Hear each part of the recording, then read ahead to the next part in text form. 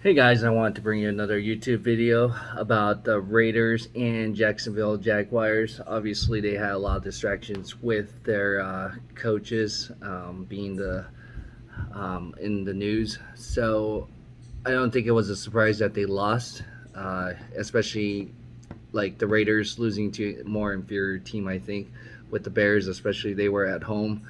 I thought they were bigger favorites, but some people even thought it could be a trap game, which ended up being correct. And then you had Urban Meyer had extra time to get ready for Tennessee Titans. Obviously, Tennessee Titans lost to the Jets. I thought Trevor Lawrence is a better quarterback than Zach Wilson, but obviously that didn't turn out because Trevor Lawrence. I don't know if it was because of a lot of distractions. Now there's also reports Trevor Lawrence. There was one play. It was a run play that was supposed to be could have been a quarterback sneak. Instead, it was a run play for the running back. And I guess Urban Meyer said, "Oh, he needs to be able to run that play often." Um, but I guess Trevor Lawrence thought it should have been more of a quarterback sneak. Obviously, he's a rookie, so he can't really audible as much and change the play at the line. So I think there's going to be some issues where I know John Gruden has that 10-year contract with the Raiders, and I think he's in year three of 10. So that's still 7 years where they would have to pay the man. That's a lot of money that the Raiders would have to eat up to pay. And then you have, and the other issue is that John Gruden, with that scandal of the emails, he was with ESPN, so he wasn't with the Raiders. So really, technically, they can't really fine him. Really can't take draft picks from the Raiders. They can't find the team uh, unless they could go after ESPN because that was his employer at the time. So I don't think they could really fire him for that, but he will have to probably deal with the media. He was part of the media at one point, so he does have to know what's expected. And then you have Urban Meyer. I don't know if he's going to last this whole season, to be honest, because now he's in uncharted territory. I believe 25 games is the longest losing streak with the Tampa Bay Buccaneers, and so they're about 5 games to tie it, and then 6 games.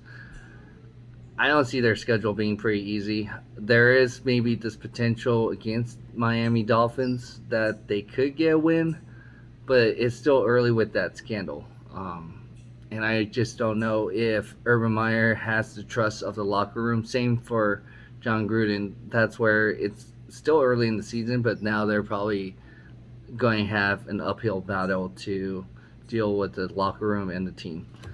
Especially players have been asked this whole week, and I think Trevor Lawrence was really tired of it, um, and Derek Carr. So obviously the team wants to move on and be able to focus on their next opponent.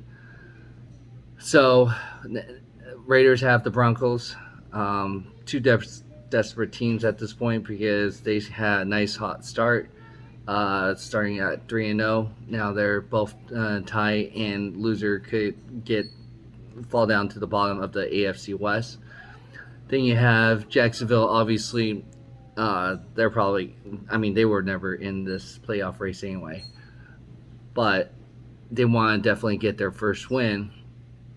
Um, it could be Miami, but Miami's defense is decent, so I think it's going to be a closer game than most people will think. I feel like, uh, and so I don't know if Trevor Lawrence is ready for this week with everything going on at Urban Meyer.